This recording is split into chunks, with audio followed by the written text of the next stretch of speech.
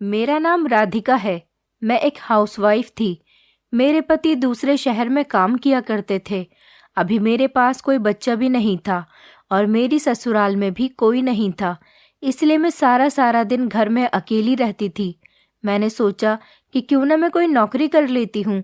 लेकिन एक दिन मेरी फ्रेंड से जब मैंने कहा कि मैं सारा दिन अकेली और फ्री रहती हूँ, अगर कोई नौकरी हो तो मुझे ज़रूर बताना। मेरी फ्रेंड ने कुछ दिनों के बाद मुझे एक ओल्ड एज होम की वार्डन की नौकरी के बारे में बताया। उसने कहा कि क्या तुम ओल्ड एज होम में नौकरी कर सकती हो, वहाँ पर तुम्हें पैसे भी अच्छे मिलेंगे और वहाँ की औरतों के साथ तुम्हारा टाइम भी पास हो जाया करेगा। ओल्ड एज होम में सिर्फ 50 साल की औरतें ही होती है। तुम्हें उनकी देखभाल करनी है। मुझे ये नौकरी कोई घाटे वाली नहीं लगी थी, इसलिए मैंने सोचा कि ये नौकरी तो बहुत अच्छी है। मैं ये नौकरी करने के लिए तैयार हूँ। लेकिन मेरी फ्रेंड ने इस नौकरी के बारे में एक बड़ी ही अजीब बात बताई। मेरी फ्रेंड ने कहा कि ये नौकरी हमारे शहर में नहीं, बल्कि तुम्हें ये नौकरी करने के लिए एक गांव जाना पड़ेगा। ये ओल्ड एज होम एक गांव में मौजूद है। इस गांव में मेरे चाचा जी का घर है।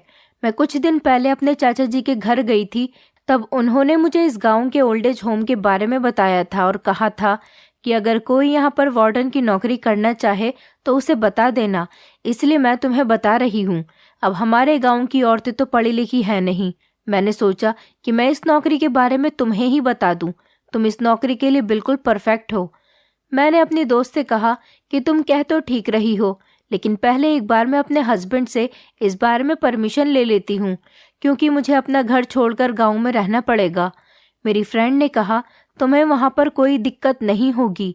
मेरे चाचा जी तुम्हें वहाँ पर रहने के लिए एक कमरा किराए पर दिलवा देंगे।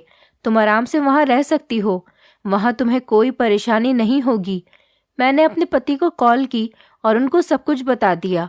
मेरे पति को मेरी इस नौकरी से कोई दिक्कत नहीं थी। उन्होंने कहा कि ठीक है, मैं भी घर पर नहीं रहता तो तुम्हें सारा दिन अकेले रहना पड़ता है। तुम चाहो तो ये नौकरी कर सकती हो, मुझे कोई प्रॉब्लम नहीं है। मेरे पति बहुत अच्छे इंसान थे। मैं अपनी फ्रेंड के चाचा के गांव में चली गई और वहां जाकर मैंने नौकरी करना शुरू कर दिया। लेकिन वहां पर मुझे एक बूढ़ी औरत बैठी हुई मिली। उसकी आंखों में एक अजीब सा खालीपन और डर दिखाई दे रहा था। मैं उस औरत को देखती तो मुझे ऐसा लगता था जैसे मैंने उसे पहले भी कभी देख रखा हो। इस बूढ़ी औरत की उम्र लगभग 75 साल होगी। इस बूढ़ी औरत को देखकर मुझे ऐसा लगता था जैसे ये मुझसे कुछ कहना चाहती है। मुझे यहाँ पर नौकरी करते हुए लगभग 15 दिन गुजर गए थे, लेकिन रोज ये मुझे बूढ़ी औरत ओल्ड एज होम के बाहर नजर आती थी। इस ओल्ड एज होम में 25 से 30 साल की औरतें रहती थीं, जबकि ओल्ड एज होम तो बूढ़े लोगों के लिए होता है। और ये बूढ़ी औरत जो ओल्ड एज होम के बाहर खड़ी रहती थी, ये इस ओल्ड एज होम के अंदर जाकर क्यों नहीं रहती थी। जब भी मैं किसी काम से बाहर निकलती तब ये बूढ़ी औरत मेरे सामने आ जाती थी और मुझे घूर घूर कर देखती रहती थी। लेकिन जब मैं इस बूढ़ी औरत को नज़र भरकर देखती तो ये मुझसे अपनी आंखें फेर लेती थी। मैंने एक दिन इस औरत से बात करने का फैसला किया। दरअसल मैं इतने बड़े ओल्ड एज होम की एक अकेली ही वार्डन थी। ये ओल्ड एज होम एक गाँव के बीच में मौजूद था। इस गांव में बहुत सारे लोग रहते थे और यहाँ पर मैंने गांव के लोगों के मुंह से सरपंच के बारे में बहुत कुछ सुना था कि यहाँ पर कानून से ज्यादा सरपंच के फैसले को अहमियत दी जाती है। जिस गांव में सरपंच का राज चलता हो उस गांव में हमेशा कानून कमजोर होता है, क्योंकि गांव के लोग पढ़े लिखे तो होते नहीं, इसलिए सरपंच के फैसले को ही अपना फैसला समझ लेते हैं और सरपंच के आगे अपने हथियार डाल देते हैं। मैं तो यहाँ पर बड़ी समझदारी से रहती थी, ज्यादा किसी से बातचीत भी नहीं करती थी और हमेशा अपने काम से काम रखती थी। लेकिन मैं आज भी इस बूढ़ी औरत को देखकर यही सोच रही थी कि आखिर ये औरत ओल्ड एज होम के बाहर क्यों खड़ी रहती है। अगर ये कोई गरीब औरत है तो फिर ओल्ड एज होम के अंदर आकर क्यों नहीं रह लेती। वैसे तो ये बुढ़िया मुझे सारा दिन नजर नहीं आती थी, लेकिन जब रात को मेरे घर जाने का टाइम हो जाता तो ये सड़क के किनारे किसी गहरी सोच में गुम होती थी।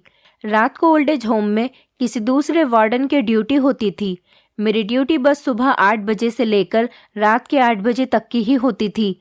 मेरा इस बूढ़ी औरत से बात करने का बहुत दिल करता था, क्योंकि ये अक्सर ही मुझे ऐसे घूरती थी जैसे कि इसका मुझसे कोई पुराना कांटेक्ट हो। लेकिन फिर मुझे इस अनजान औरत से बात करते हुए भी डर लगता था। फिर एक दिन वो हुआ जिसके बारे में मैंने कभी सोचा भी नहीं था। ओल्ड एज होम में एक औरत की बहुत ज़्यादा तबीयत खराब हो गई थी। इसको बहुत तेज़ बुखार था और इसे संभालने के लिए मेरी ख़ास ज़रूरत थी। वो पागलों वाली हरकतें कर रही थी। दिन में मेरी ड्यूटी होती थी और रात को दूसरी वार्डन की ड्यूटी होती थी, लेकिन सारी औरतों को मुझसे बहुत लगाव हो गया था, इसलिए वो मुझे ज़्यादा पसंद करती थी। तो उस औरत का ध्यान रखने के लिए मुझे ही रुकना था। मैं नहीं चाहती थी कि उस औरत की और ज़्यादा तबीयत खराब हो जाए। उस औरत का नाम मोहिनी था, इसलिए मैंने आज रात वाली वार्डन को वापस भेज दिया था और मैं ओल्ड एज होम में रुक गई थी। मैंने सोच लिया था जब तक मोहिनी की तबीयत ठीक नहीं हो जाती मैं यहाँ से नहीं जाऊंगी, वरना ऐसा न हो कि मेरे पीछे मोहिनी को कुछ हो जाए। ओल्ड एज होम के बाहर 2 चौकीदार भी बैठे होते थे। वो दोनों तो बहुत बेवकूफ़ थे, उनसे तो किसी अच्छे काम की उम्मीद ही नहीं थी। उस रात मैंने वहीं पर रहने का फैसला किया था, लेकिन उसी रात मेरा उस बूढ़ी औरत से टकराव हो गया। मैं किसी काम के लिए बाहर जा रही थी, तभी अचानक मुझे वो बूढ़ी औरत ओल्ड एज होम की सीढ़ियों पर बैठी हुई दिख गई। कुछ ऐसा हुआ कि मैं मोहिनी को खाना खिलाकर सुला चुकी थी। उसकी तबीयत में कुछ सुधार नजर आ रहा था। मैंने सोचा कि मैं गेट पर जाकर चौकीदार को बोल देती हूँ कि मुझे नींद आ रही है, मेरे लिए चाय लेकर आ जाए। अभी 11 बजे थे तो आसानी से चाय भी मिल जाती। मेरे साथ साथ ओल्ड एज होम की कई औरतें भी जाग रही थीं कि तभी अचानक मुझे ओल्ड एज होम की सीढ़ियों पर कोई बैठा हुआ नजर आया। मैंने ओल्ड एज होम के दरवाजे को खुला रखा हुआ था। मैं जब सीढ़ियों से उतरकर नीचे गई तो मैंने देखा कि वो बूढ़ी औरत सीढ़ियों पर बैठी हुई थी। ये बड़ी अजीब बात थी कि रात के 11 बजे के टाइम पर इतना अंधेरा छाया हुआ था और ये बूढ़ी औरत सीढ़ियों पर बैठी हुई क्या कर रही थी। मैं जब उस बूढ़ी औरत के करीब गई तो मैंने उससे कहा कि आप यहाँ पर क्या कर रही हो। मैंने देखा कि बुढ़िया की आंखें तो लाल हो रही थी, उनकी आंखों में एक अजीब सी बेचैनी थी। मुझे देखकर वो हंसने लगी। मैं समझ नहीं पाई थी कि वो आखिर क्यों हंस रही थी, लेकिन उस बूढ़ी औरत के हाथ कांप रहे थे क्योंकि बाहर बहुत ज़्यादा ठंड हो रही थी और वो इतनी ठंड में इतनी रात को यहाँ पर मौजूद थी। मैंने दिल में ऐसा सोचा कि ना जाने वो यहाँ पर क्या कर रही है। जब उन्होंने मेरी बात का कोई जवाब नहीं दिया तो मैं आगे बढ़ने लगी। तभी उन्होंने मेरा हाथ पकड़ लिया और जब मैंने पीछे पलटकर देखा तो उस बूढ़ी औरत ने अपने दोनों हाथ जोड़ लिए। मुझे बड़ा अजीब सा लगने लगा। मुझे चौकीदार को आवाज़ देनी थी, लेकिन सोचा कि मैं खुद ही इनसे बात कर लेती हूँ। वो औरत मेरे आगे हाथ जोड़कर कहने लगी, भगवान के लिए बेटी, तुम मेरी बेटी को यहाँ से निकाल दो। मेरी बेटी इस ओल्ड एज होम में कैद है। मेरी बेटी को इन लोगों ने ओल्ड एज होम में कैद किया हुआ है। वो बूढ़ी औरत ये बात कहकर रोने लगी। मैंने कहा, आपकी कौन सी बेटी इस ओल्ड एज होम में? यहाँ तो बहुत सारी औरतें हैं, इनमें से आपकी बेटी कौन सी है? आप मुझे ठीक से बताइए और अपने बारे में भी बताइए, क्योंकि मैं भी आपके बारे में कुछ नहीं जानती। आपका नाम क्या है और आप यहाँ पर क्या कर रही हो? आप मुझे ठीक से पूरी बात बताओ। इस तरह तो मेरी कुछ भी समझ नहीं आएगा। वो कुछ बता ही नहीं रही थी, बल्कि रोए जा रही थी। मैंने कहा, मैं आपकी मदद तभी कर सकती हूँ जब आप मुझे सारी इन्फॉर्मेशन ठीक ठीक से दोगी। इसलिए ज़रूरी यही है कि आप मुझे सारी इन्फॉर्मेशन दे दो। मैंने बड़े प्यार से उनसे ये बात कही थी, लेकिन वो तो रोई जा रही थी और खामोश होने का नाम ही नहीं ले रही थी। वो मुझसे कहने लगी, अगर मैंने तुम्हें सब कुछ बता दिया तो मेरी जान को खतरा हो सकता है।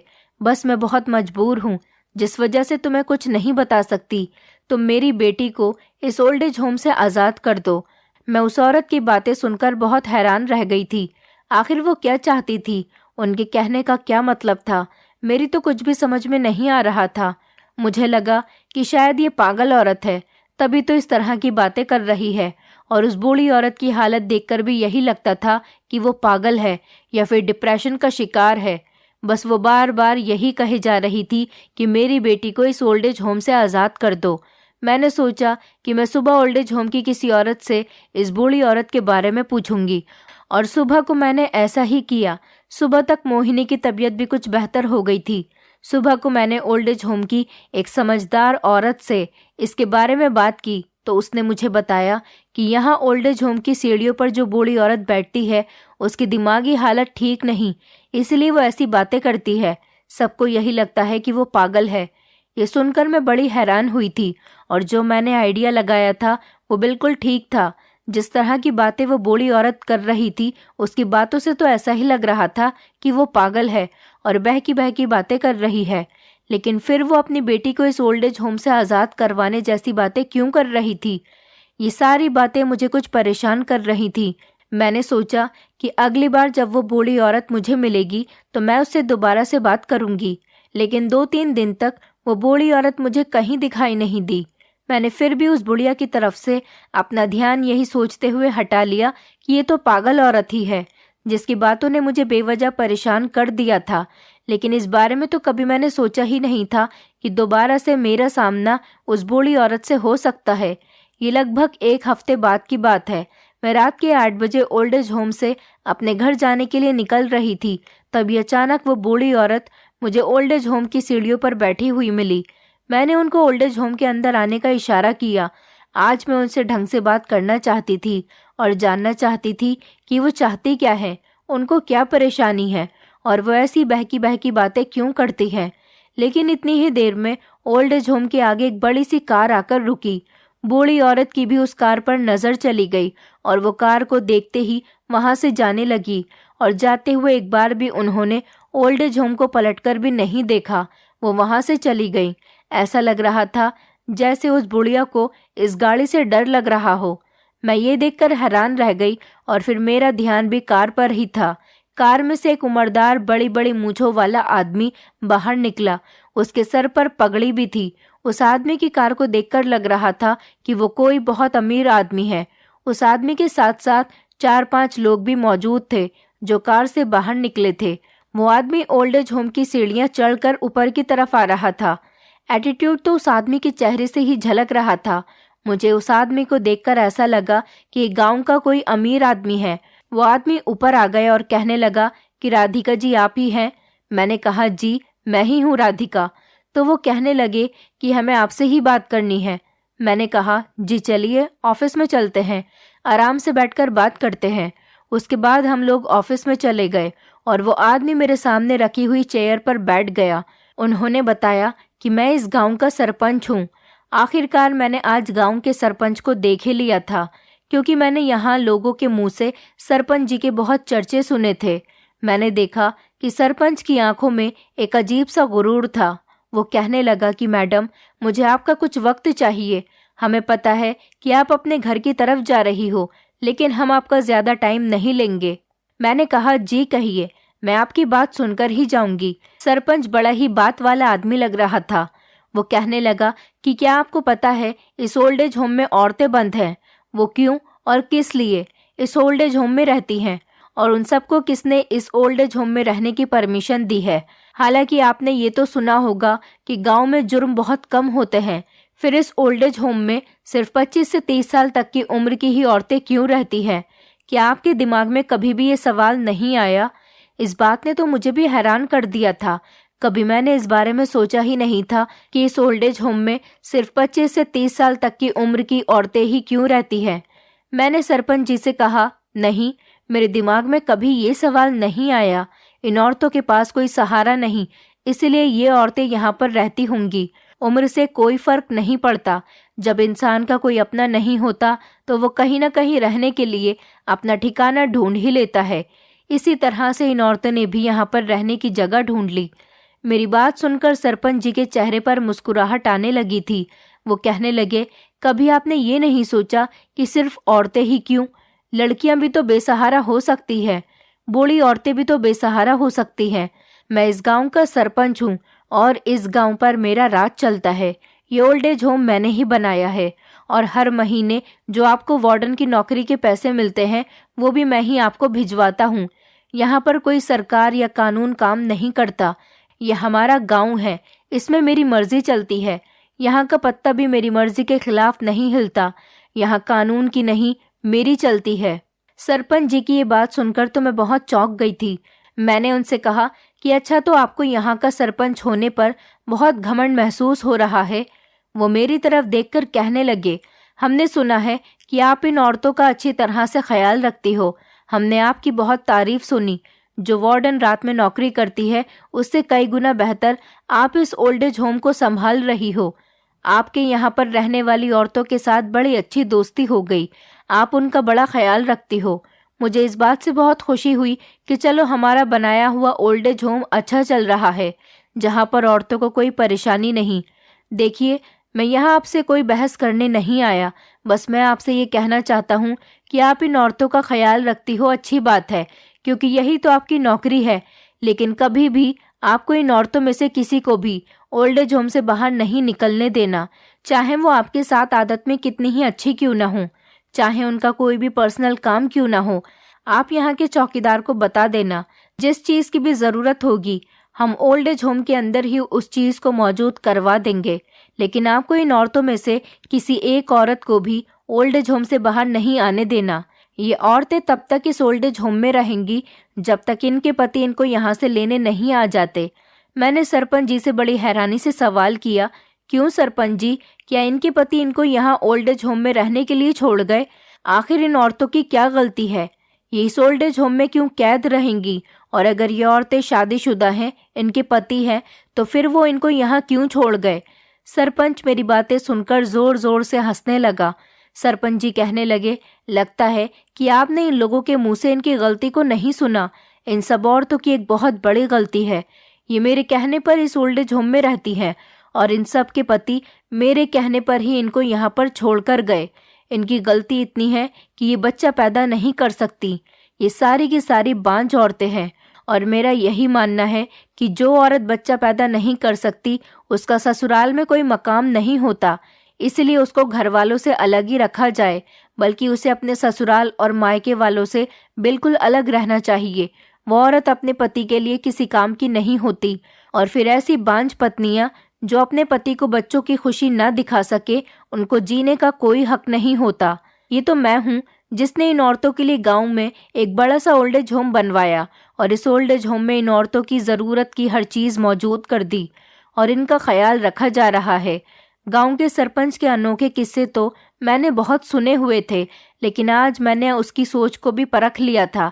ये सोचकर मुझे बहुत दुख हुआ था कि सरपंच ऐसा इंसान था जो औरतों को पैर की जूती समझता था।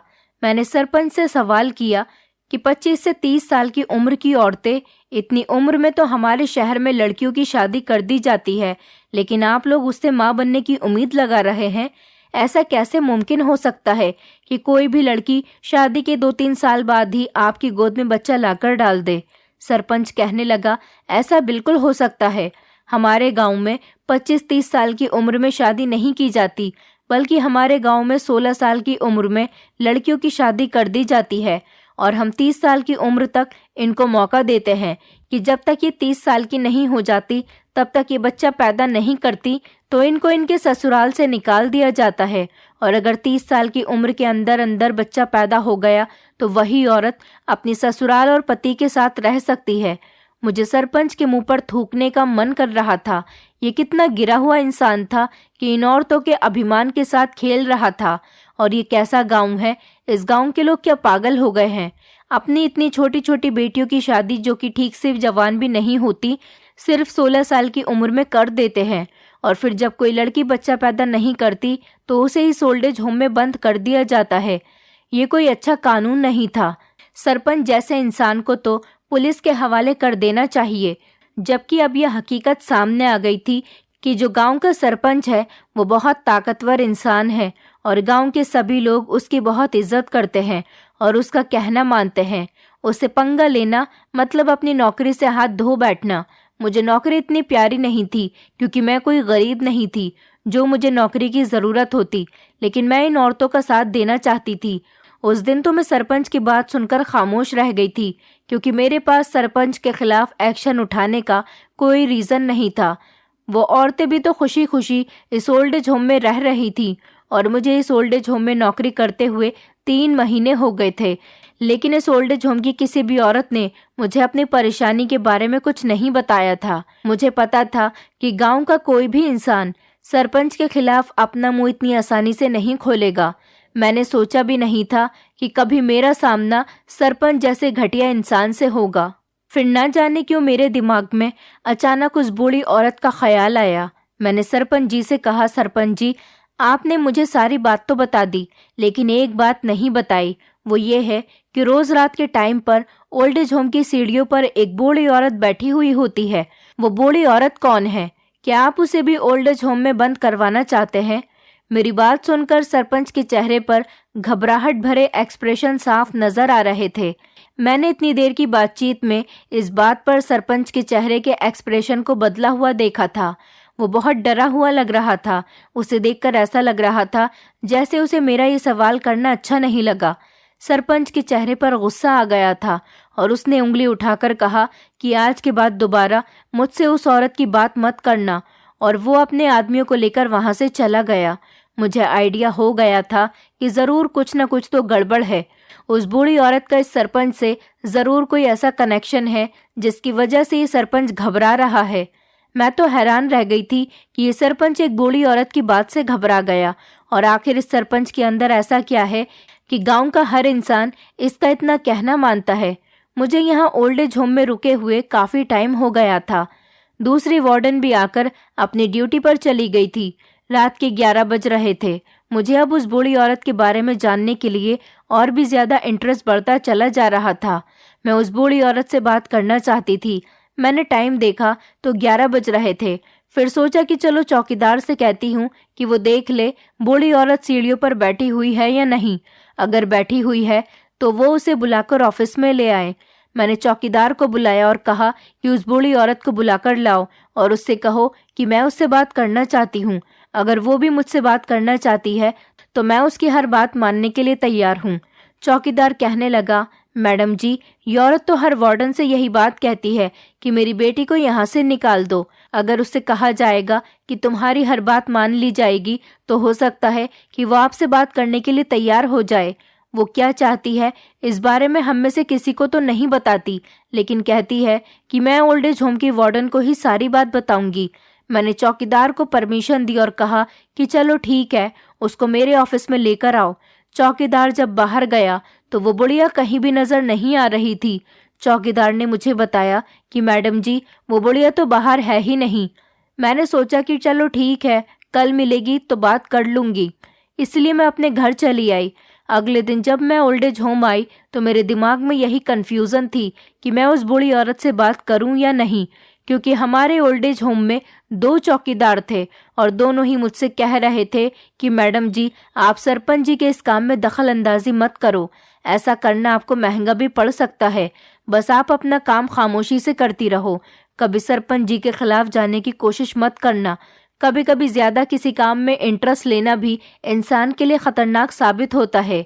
लेकिन जैसे ही मैं ओल्ड एज होम के अंदर आई तो मैंने देखा कि वो बूढ़ी औरत मेरे ऑफिस में बैठी हुई थी। उसके आसपास ऑफिस में 2-3 ओल्ड एज होम की औरतें भी थीं। ये बूढ़ी औरत मेरी परमिशन के बिना ऑफिस में कैसे चली आई, ये बात तो मुझे पता नहीं थी, लेकिन ओल्ड एज होम की औरतें उससे बड़े प्यार से बात कर रही थीं। मुझे देखते ही वो बूढ़ी औरत खड़ी हो गई। मैंने सारी औरतों से कहा कि आप अपने कमरे में जाओ। वो सब मेरे कहने के मुताबिक मेरे ऑफिस से बाहर चली गई। मैंने कहा, बताइए माँ जी, आपको क्या परेशानी है? तो वो बूढ़ी औरत कहने लगी, बेटी, इस ओल्ड एज होम में मेरी बेटी भी रहती है। मैंने कहा, आपकी बेटी यहाँ पर रहती है? कौन सी बेटी है आपकी? मैंने तो सुना है कि आपकी कभी शादी ही नहीं हुई। तो वो कहने लगी, मैंने शादी की थी, लेकिन बस ये बात कहकर वो खामोश हो गई। मैं भी इस बूढ़ी औरत से बड़ी परेशान हो गई थी कि अगर इनको कोई परेशानी थी तो ये मुझे खुलकर बताती क्यों नहीं थी। मैं तो इस उलझन में उलझती ही चली जा रही थी। यह औरत मुझे बहुत परेशान कर रही थी, क्योंकि मैं कई बार इस औरत से इसकी परेशानी के बारे में पूछ चुकी थी, लेकिन ये सिर्फ मुझे सस्पेंस में ही डाल दिया करती थी। मैंने सोच लिया था कि आगे मैं कभी इस बूढ़ी औरत को अपने ऑफिस में नहीं बुलाऊंगी।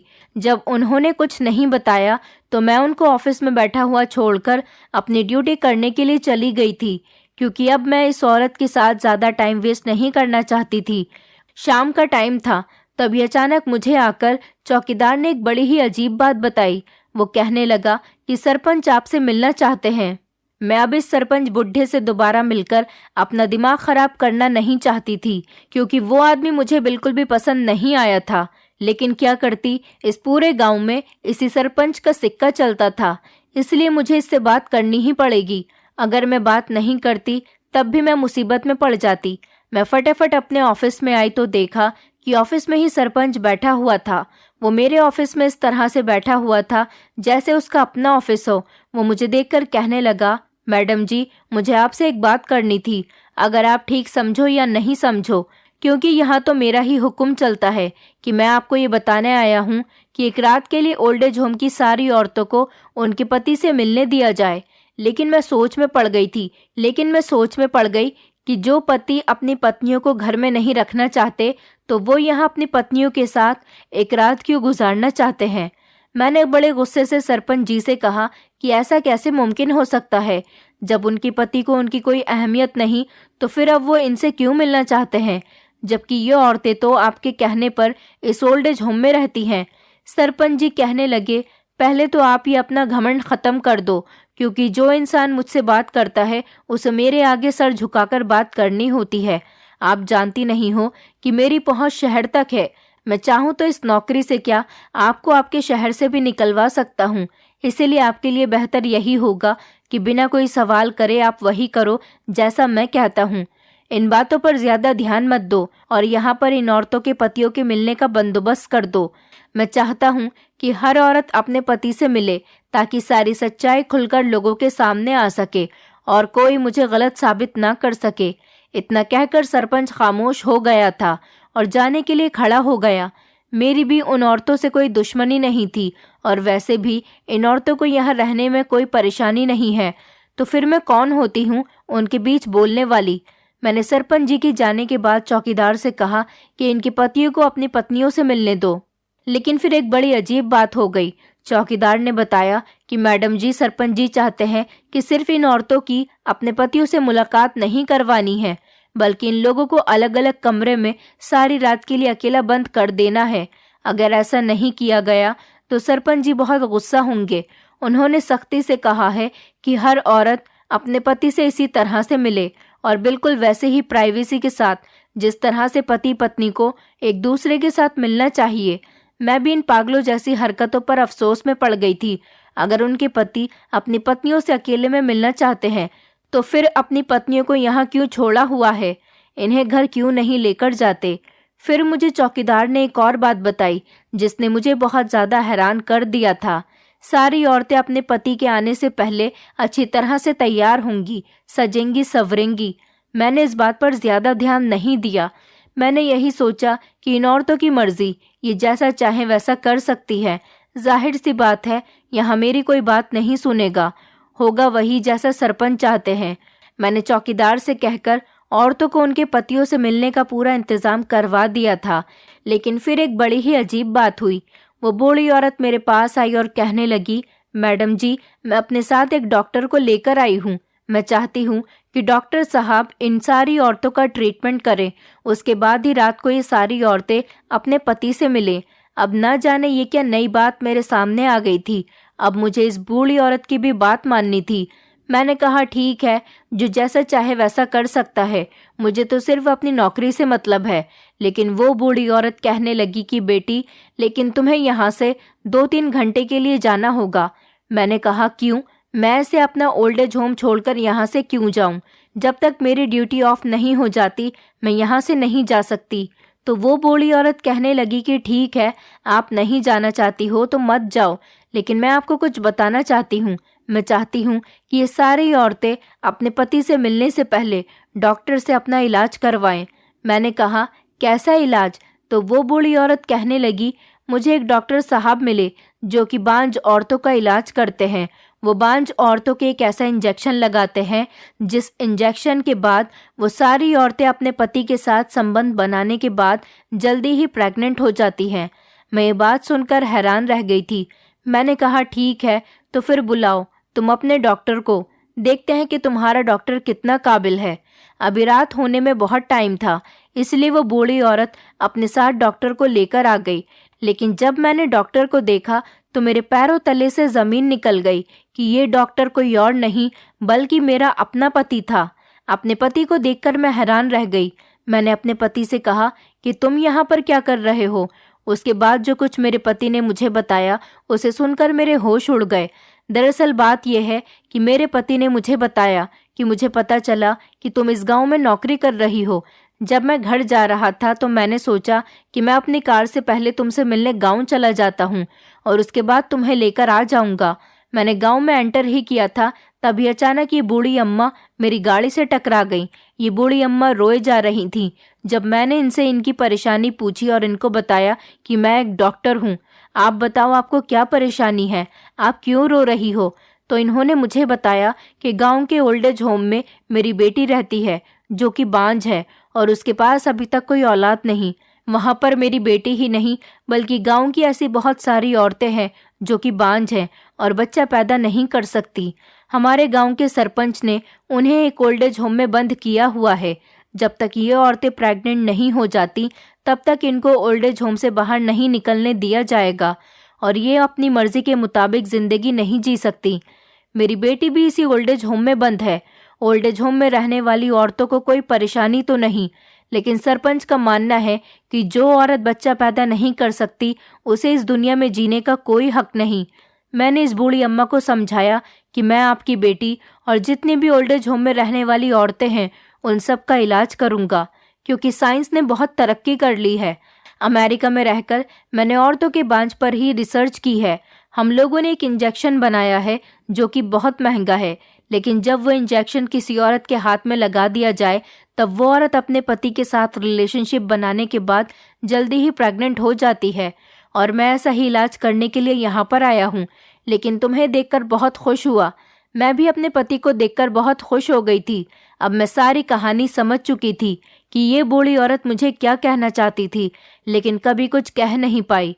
मैंने अपने पति को अंदर जाने की इजाज़त दे दी और मेरे पति ने एक एक करके सारी औरतों पर ट्रीटमेंट किया और उनके इंजेक्शन लगाया। उसके बाद जब रात हो गई तो मैंने सरपंच जी को कॉल की और उनसे कहा कि सारी औरतें तैयार हैं, इनको इनके पतियों से मिलवा दिया जाए। मैंने मुलाकात का सारा बंदोबस्त कर दिया है। सरपंच जी मेरी बात सुनकर बेफिक्र हो गए थे। उन्होंने उन सारी औरतों के पतियों को ओल्ड एज होम में भेज दिया था। रात को मेरी ड्यूटी ऑफ हो गई थी। इसी के मुताबिक मैं अपने पति के साथ अपने किराए वाले कमरे में आ गई थी और अगले दिन निकलने का इंतजार कर रही थी। अगले दिन जब मैं गई तो मैंने देखा कि सारी औरतें बहुत खुश नजर आ रही थीं। मुझे अब ये देखना था कि ये औरतें प्रेग्नेंट होती हैं या नहीं। जब कुछ दिन गुजर गए तो मेरे होश उड़ गए, क्योंकि मेरे पति का किया हुआ इलाज रंग ले आया था। वो औरतें एक एक करके प्रेग्नेंट होती चली जा रही थीं, बल्कि एक दो लेडी की तो मेरे पास रिपोर्ट भी आ गई थी, जबकि बाकी औरतों की भी धीरे धीरे खबर आने लगी। पूरे ओल्ड एज होम में अजीब सी हलचल मची हुई थी और ओल्ड एज होम की औरतें बहुत खुश नजर आ रही थी। मैं बहुत खुश हो गई थी कि चलो अब सरपंच का घमंड टूट जाएगा। उसी टाइम वो बूढ़ी औरत भी हमारे ओल्ड एज होम में आ गई और उसके साथ साथ सरपंच जी भी ओल्ड एज होम में आए थे। वो दोनों एक साथ ओल्ड एज होम के अंदर दाखिल हुए। मैं आज उन दोनों को एक साथ खड़ा हुआ देखकर हैरान रह गई थी। वो दोनों आपस में बहन भाई थे। मैंने सरपंच जी से कहा कि आप इनके भाई हैं। सरपंच जी कहने लगे, अरे मैडम जी, ये बात तो सारा गांव जानता है कि ये मेरी बहन है, कि आपको नहीं पता कि ये मेरी बड़ी बहन है। मैं ये सुनकर हैरान रह गई। मैंने कहा, क्या ये आपकी बहन है? तो वो बूढ़ी औरत कहने लगी, रुको बेटी, मैं तुम्हें सब कुछ बताती हूँ। बेटी, सबसे पहले तो इस ओल्ड एज होम की सारी औरतों को उनके घर भेज दो। मैंने जब सरपंच जी की तरफ देखा तो उन्होंने मेरे आगे हाथ जोड़ लिए। इतनी ही देर में मेरे पति भी आ गए थे और हम लोगों को ऐसी बातें करता हुआ देखकर वो मेरे बराबर में खड़े हो गए। सरपंच जी ने तो मेरे आगे हाथ जोड़े हुए थे। मेरे पति को देखते ही बूढ़ी औरत ने भी हाथ जोड़ लिए। सरपंच जी ने कहा कि हाँ मैडम जी, आप सारी औरतों को बाहर निकाल दो। मैं उन सारी औरतों से माफ़ी मांगना चाहता हूँ जिनसे मैंने उनका घर छीन लिया, और मैं अपनी बहन से भी माफ़ी मांगना चाहता हूँ। सरपंच जी मुझसे कहने लगे कि दरअसल मैडम जी, बात यह है कि मैं डॉक्टरों की बातों पर विश्वास नहीं रखता था। आजकल तो हर किसी इंसान में कोई ना कोई बीमारी पाई जाती है, इसीलिए हमारे गांव में एक वैद्य है जो कि बुखार या नज़ला, जुकाम या खांसी हो जाने पर दवाई देता है और हमारे गांव के लोग उसकी दवाई खाने से ठीक हो जाते हैं। जब हमारे गांव के लोग कहते कि हम अपनी पत्नी को शहर का डॉक्टर को दिखाना चाहते हैं, तब मुझे विश्वास नहीं आता था। मैं यही कहता कि हमारे गांव के वैद्य को दिखाओ, अगर कोई परेशानी होगी तो यही हल करेगा, और अगर परेशानी हल नहीं होती तो फिर तुम्हारी पत्नियां बांझ हैं, हमारे गांव की काफ़ी सारी ऐसी औरतें जो अभी तक बच्चा पैदा नहीं कर रही थी। इसलिए मैंने यही हल निकाला कि इन सारी औरतों को एक ओल्ड एज होम बनाकर उसमें बंद कर दिया जाए, क्योंकि ये औरतें बच्चा पैदा नहीं कर सकती और जो औरत बच्चा पैदा नहीं कर सकती वो ख़ानदान को आगे नहीं बढ़ा सकती। इसी के साथ साथ मैंने अपनी बहन की छोटी बेटी के साथ भी ऐसा ही किया, उसको भी अपने ओल्ड एज होम में बंद कर दिया। लेकिन जब आपके पति ने इन औरतों का इलाज किया तो आज मुझे भरोसा हो गया कि डॉक्टर भी हमारा मसीहा होता है। सरपंच जी ने मेरे पति के आगे अपने जुड़े हुए हाथ कर दिए और कहने लगे, आपका बहुत बहुत शुक्रिया और मैं आप सब लोगों से माफ़ी मांगना चाहता हूँ और मैं इन औरतों से भी माफ़ी मांगना चाहता हूँ। मैंने उनके साथ बहुत गलत किया। मैं अपनी गलती पर बहुत शर्मिंदा हूँ। मैंने अपने गांव की औरतों के साथ तो ऐसा किया ही, बल्कि अपनी बहन की बेटी के साथ भी ऐसा ही किया। मैंने अपनी बहन को इस बात पर ललकारा था कि ये औरतें कभी भी मां नहीं बन सकती, लेकिन मेरी बहन हमेशा मुझसे यही कहती कि भगवान एक न एक दिन इन औरतों की प्रार्थना ज़रूर सुनेगा और इनके घर को आबाद कर देगा। मुझे बहुत खुशी हुई थी कि आज सरपंच का घमंड चूर चूर हो गया था। मेरे पति ने भी सरपंच जी को यही समझाया कि गांव के माहौल को बिल्कुल बदल दो, पुरानी बातों को ख़त्म कर दो, अब नया ज़माना है और नए तरीके से लोगों को ज़िंदगी जीनी चाहिए। अब इस गांव में खुशहाली ही खुशहाली है। ओल्ड एज होम को ख़त्म कर दिया गया और सारी औरतें अपनी ससुराल में खुलेआम ज़िंदगी जी रही हैं। उसके बाद मैं भी अपने पति के साथ अपने शहर वाले घर में शिफ्ट हो गई। दोस्तों, उम्मीद करती हूँ आपको हमारी कहानी पसंद आई होगी। कहानी पसंद आई है तो वीडियो को लाइक करें, चैनल पर नए हैं तो चैनल को सब्सक्राइब करें और हाँ, नोटिफिकेशन बेल को ज़रूर दबाएं ताकि अगली अपडेट सबसे पहले आपको मिले।